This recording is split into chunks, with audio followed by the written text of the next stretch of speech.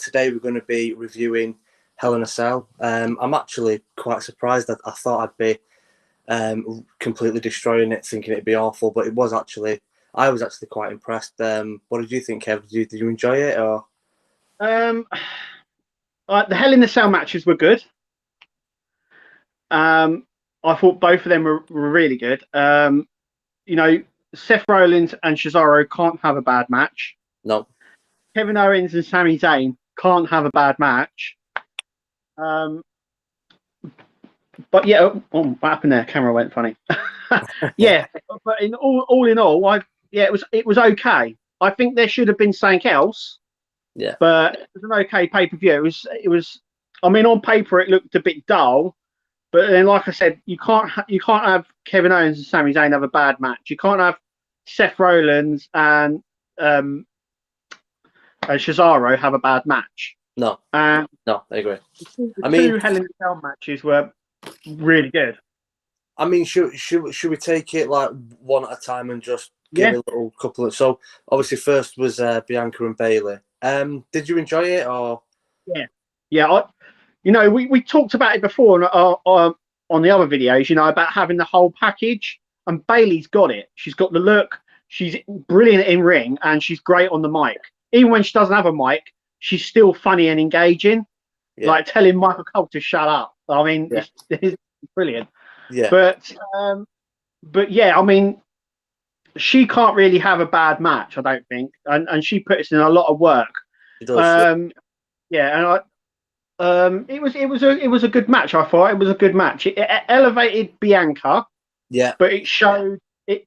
It didn't take anything away from Bayley, even though she lost. It took nothing away from her, yeah. No, and I thought that's probably the best result coming out. But it's like we were discussing on the last program. Where does Bianca go from here? well, look, I mean, obviously, I like diversity. I like different opinions. I do disagree with you slightly. Just for me, it didn't feel like Hell in a Cell. Now, I think the reason for that was they was given what 2 days notice.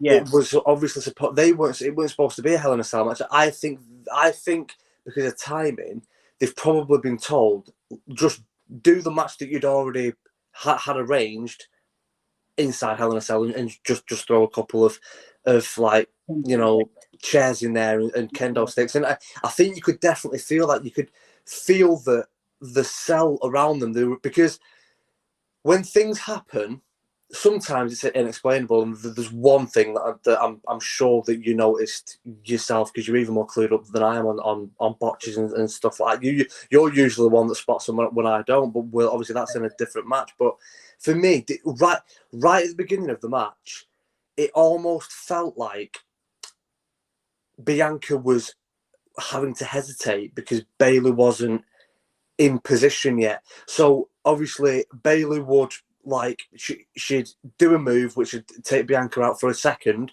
so yeah, she's got time to get out of the ring and get a chair and stuff. That's all fine.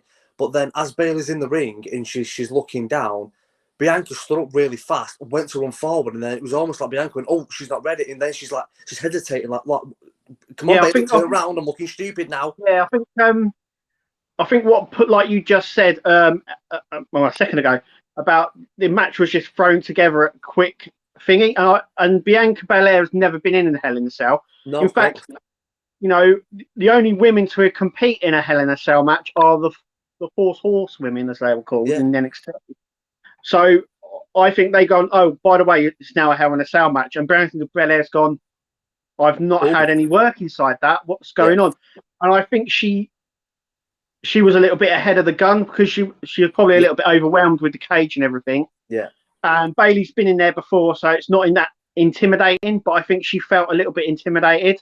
I mean, you used the perfect word on yesterday's show when you called Rhea and Charlotte's match a filler match. And like I said yesterday, that shows just how bad Yeah, they've been booked on Raw. Is the fact that a match that was so good and the match of the night at WrestleMania 2 years ago is now considered a filler match.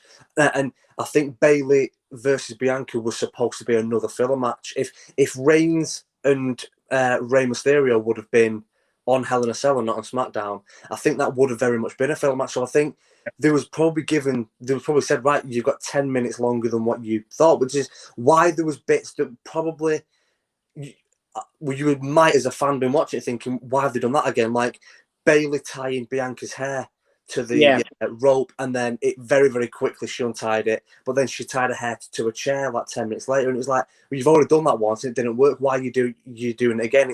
But I think they were just trying to fill time, because I think they just had this thrown upon them. They're now in Hell in a Cell, and it's like, you've got 10-15 minutes longer, go out and do something. And I think that's why I think what initially I was a little bit upset, because the match was just starting to get really good, and they picked up the pace, and it was like, right, this is getting really good now, and then it ended.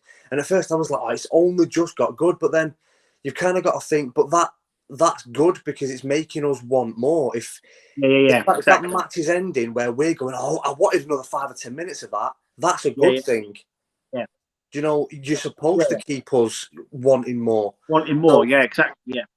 Yeah, I think that was I think it was a good match, and I think if it wasn't for the change that they had thrown upon them, I think it probably would have been a little bit more highly regarded. I think a lot of people are going to talk down on that match a little bit unfairly, not taking into consideration them having a lot of things thrown upon them that they weren't prepared for, because it didn't feel like a Hell in a Cell match. I mean, we'll get onto it later because it's last, but Lashley McIntyre, that's a Hell in a Cell match, and it felt like a Hell in a Cell match. Theirs didn't, and I think it's just mainly because they didn't have enough time to work on it.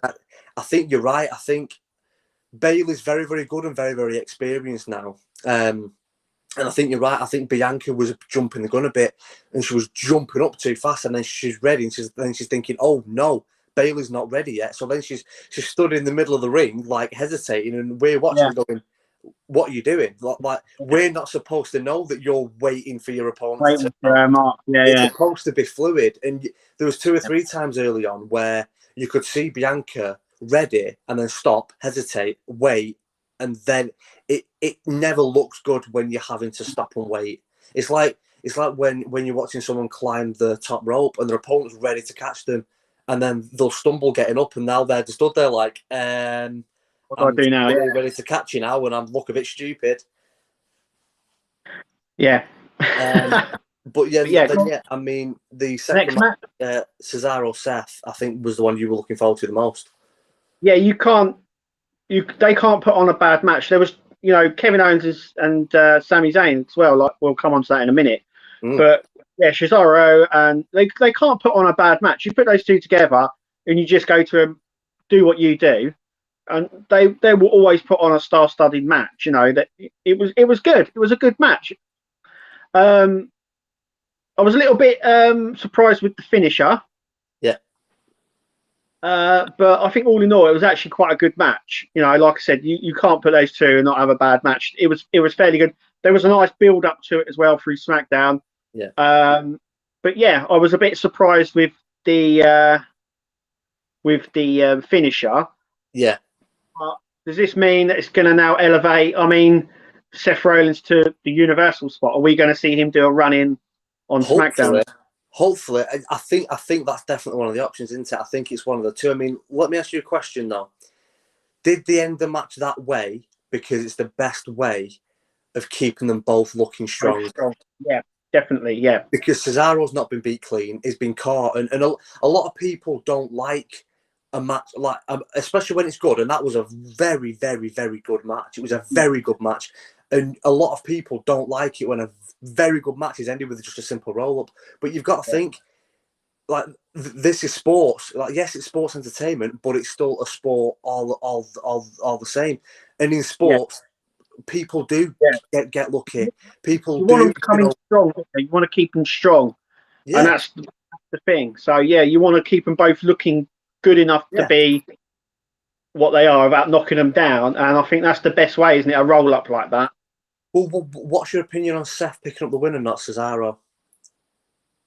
I think Cesaro needs it more to elevate him a little bit.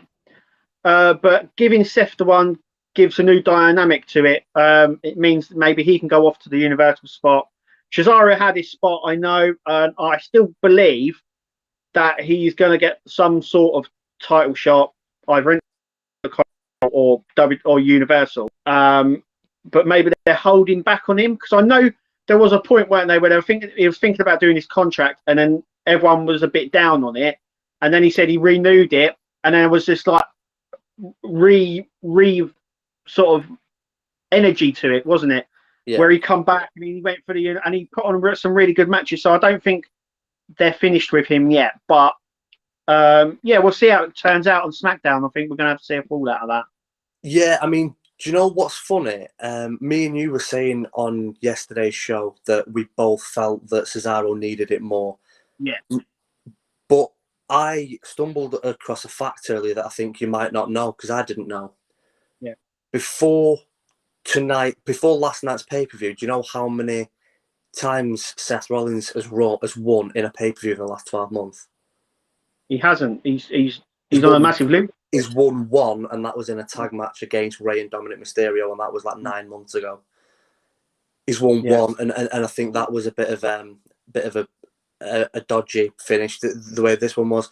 I think, like I was saying to you yesterday, it's such a difficult one. I think the most interesting matches were Cesaro, Seth, and Owens Zayn, because both of them need that win. Because Cesaro needs it more because he's not had anything really. He's not been given anywhere near enough for the last decade, whereas Seth has had a hell of a lot over the last 10 years. Yeah. So Cesaro does deserve that more. But when you think that where Seth Rollins has been, which is right at as high as you can possibly go in WWE, it does feel like now they're using this silly gimmick that he's doing, where he's just a bit of a mad, like a just crazy character. They're using that as a way of using him as a stepping stone to push other people. And I think Seth isn't at that part of his career yet where I get it for a little bit, because of course he can't be on top forever, because that's when it gets boring, and that's when people turn and fans turn and get bored of it, which is what's happened with Reigns and McIntyre. But I think both needed the win, and I think this just reminds us how good Seth is, and I'm glad he got the win. But I think it either pushes Seth on to Roman, or it could just keep this rivalry alive. And I think I speak for both of us when I say I'm down for another couple of matches between Cesaro and Seth Rollins. Definitely, yeah, definitely. So should we do the next one? Yeah. So the next match was Alexa Bliss versus Shayna Baszler. I mean, the face says it all. I mean, Shayna Baszler dominated that match, and she put on a show where she was doing all the arm movements that she used to do in NXT. Yeah.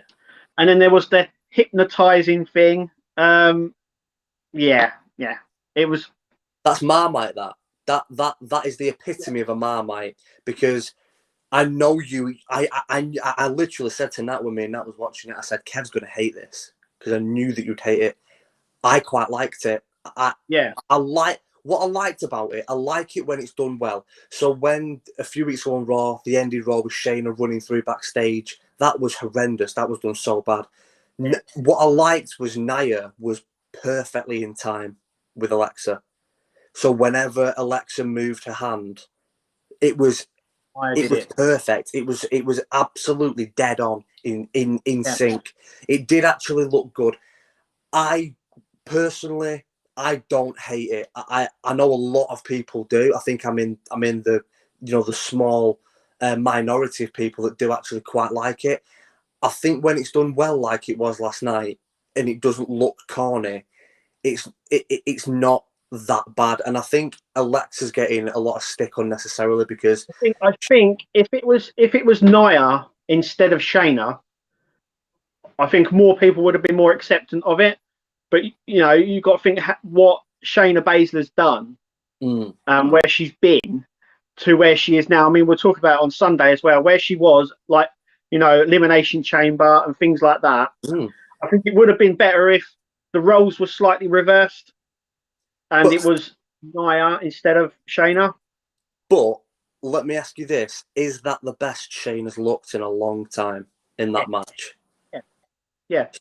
So I think, I think stylistically as well, it would have made sense for Nia to have been in that match because they've had matches before. I think it would have gelled better because they have that experience in the ring. I've seen a lot of things on Twitter, people absolutely tearing It Alexa Bliss wasn't. It apart. wasn't. It wasn't overly bad. No, I can see why people are getting frustrated with it. yeah, I'd agree with Um, but yeah, that's the best Shane has looked in a long time. And Alexa, to be fair, I mean, that. Yeah, she's just been talking backstage, and we actually got both of them some moves with them. You know, twisted bliss and the arm bars and all that sort of stuff. So I think it's the best that they could do with what was going on. I think, like you said, great. I think what happened was what happened on Raw. I think brought it down, Yeah, and people just weren't behind it like they should have been. But I do agree that it was the best they both looked yeah, in a long time. But I absolutely. just wasn't behind it like I really should have been, I suppose. Yeah, but I think you're with a lot of people there. I think a lot of people aren't getting it and aren't with it. And to be honest, I wasn't. I enjoyed the match. I thought it was actually a good match. The only thing that I'm kind of getting a little bit frustrated with is the amount of heat that Alexa Bliss is getting because I think she's doing a fantastic job. I really do. Like she's basically been asked, not for her character, not for her career. She's basically been asked by her bosses, Bray we need to Wyatt. keep the Fiend going. We need to Okay. keep Bray Wyatt going while he's going, sorting out his mental health, getting over the loss of one of his best friends. You know, he's got a newborn son and all that, and his wife JoJo was really poorly. I think she nearly died giving birth. There's a lot that has gone on. So they've basically asked Alexa, while Bray's away, we need you to keep him alive and keep him going. And she's doing an amazing job. And all I see is, yeah, but it's not the Fiend, so it's boring. Well, it's not boring. It's just different. And Different. at least when Bray comes back, there's a storyline that he can come straight into because Alexa's been keeping it going every single week. So I think it's a little bit unfortunate, to be honest, the amount of stick that she has been getting. Yeah. Shall we move on to the next one? Yeah. The next match was Kevin Owens versus Sami Zayn. Well, what can you say? I mean, they can't put on. They've been wrestling each other and teaming with each other for years, Yeah. and they cannot put on a bad match. I think, I'm happy with Sammy winning, and I Yeah, think me he too. should have won that as well. But the way he run it once again with a roll up, I thought was well, no, he didn't. Did he? He didn't win it with a roll up. No, he hit the Helula kick. Yeah, and I think he done it right. I mean, they both took punishment. It was a good match. It was a good match. You can't say bad about it, really. No. But I'm happier that Sammy came out the winner over Kevin. Me too. So Yeah, because I yeah, think the past 5 or 6 times they've wrestled, Kevin's beat him. I think it's about time that Sammy got a big win. I think the only thing that I would be a little bit concerned about was Owens after the match, because after the pin, he threw Zayn off him and seemed quite annoyed. And it was already after the match had ended. And he's just took a Helula kick and he wasn't selling it anymore. And it was only like right after the 3 count. And Owens is great at like laying motionless and pretending that he's out cold. And he threw him off him. And then while Sammy was winding Michael Cole up and talking with Pat McAfee, the camera goes right on Owens while he's talking to a doctor, and you can clearly see him say, "My shoulder has come out." yeah, he hurt his shoulder very early on, and they mentioned it. And I even said to my wife, I said, I think he's injured there. I think he's injured his shoulder, and I think, like you said, when he kicked off like he did, I think he was pissed off. Mm. He done something to his shoulder, and I think he instantly knew, I'm going to be out here. Well, he didn't use his left arm for the rest of that entire match. He just didn't use it, and I think. I'm wondering if he popped out, I think. Well, when Zayn had covered him, when he pinned him, he still lay on top of him, and if you look, his weight's on his left shoulder, and I think that's why he's thrown him off. And then he's saying to the doctor, "My left shoulder has come out." So hopefully that isn't bad, because the last thing that we want is him being out injured for a while. But yeah, I think you're absolutely right. It's impossible to have them two have a bad match. And you hit the nail on the head again, Kevin, yesterday when you said that is the one reason why they've put them together for the 1 millionth time. Because when you look at the rest of the card, it didn't look great. So with this match, they know if it's Owens versus Zayn, we guaranteed a really good wrestling match. And my God, did they go for each other? I mean, they both landed some punches and kicks at each other. Yeah, I mean, Sammy cut his mouth open, didn't he? He was bleeding from the mouth, so they went at it. But if you watch their rivalry, even in NXT, I think they've. I mean, they was the best men at each other's weddings. They've been best friends for 20 years. Yeah.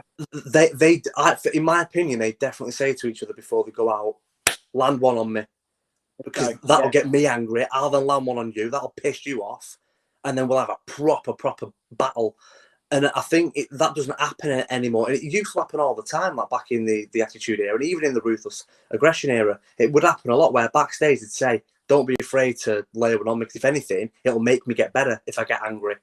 They obviously they don't like it anymore, so it's not done as much. But I think they definitely say to each other before they go out, "Don't be afraid to, leave one on me." And it just makes it even better. But you was absolutely right what you said yesterday. The only reason they put that on the show is because they can bang. That's their banker. Going into that, there's a lot of things that can happen in a match. I mean, the matches that they would have thought that they'd have been thinking would be great could have turned out to not be that good. With that match, they know putting that on the card, they guaranteed at least one match where the fans are going to go, "Wow, what a match!" Yeah, exactly. Yeah, and I'm happy that Sammy won clean, because I think if it would have been a roll up or a bit of a cheat, it'd have been like Sami Zayn is a great wrestler. He doesn't need to only win by cheating. No.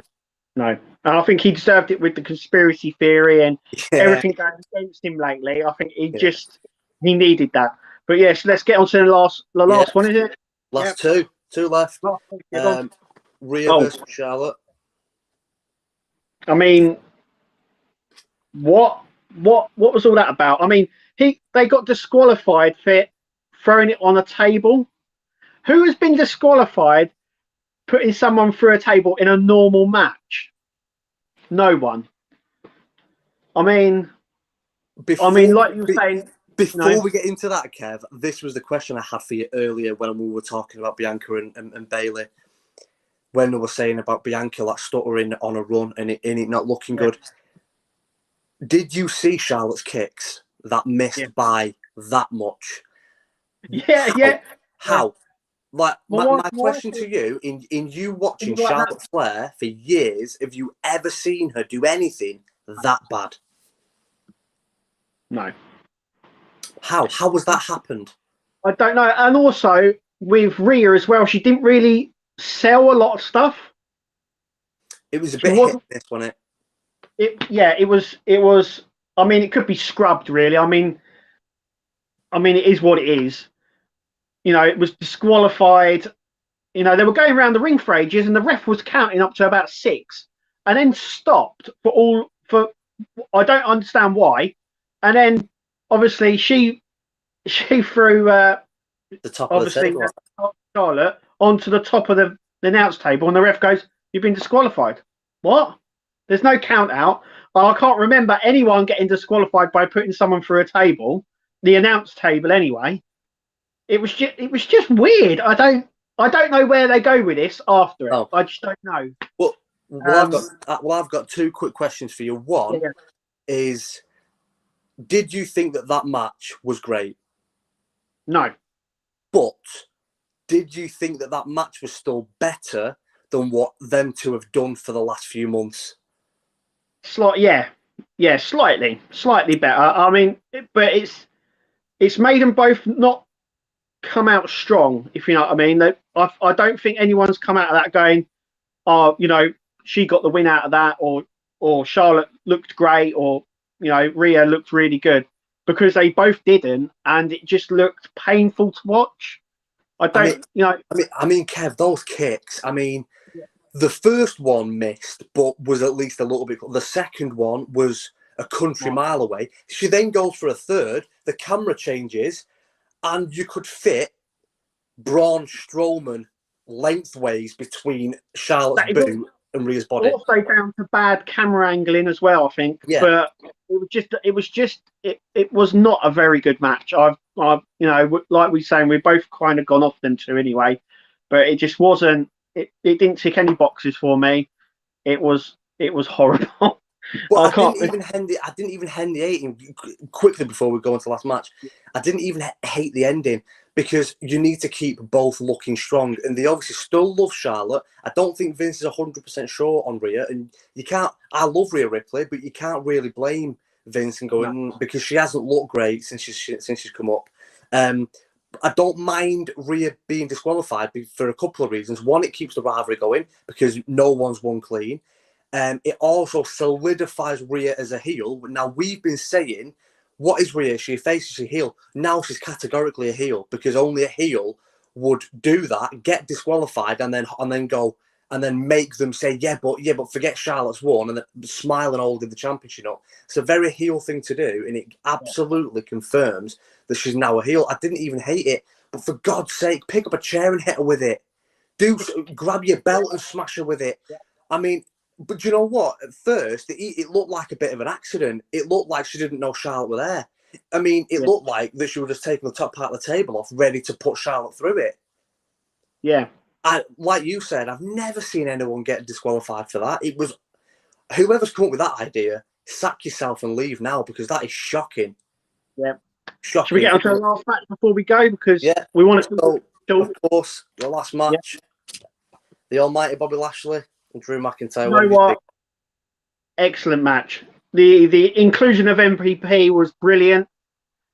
That was a proper Hell in a Cell match. And if you've seen photos of obviously McIntyre's back after the match, he took a pounding, absolute punishment he took in that. But I don't think he's come out looking weak. I think McIntyre's probably come out looking stronger than Lashley because of the roll up and because of MVP having to interfere as well. Yeah. And Lashley's missing quite a bit of skin on his right shoulder as well. I mean, that looked really nasty.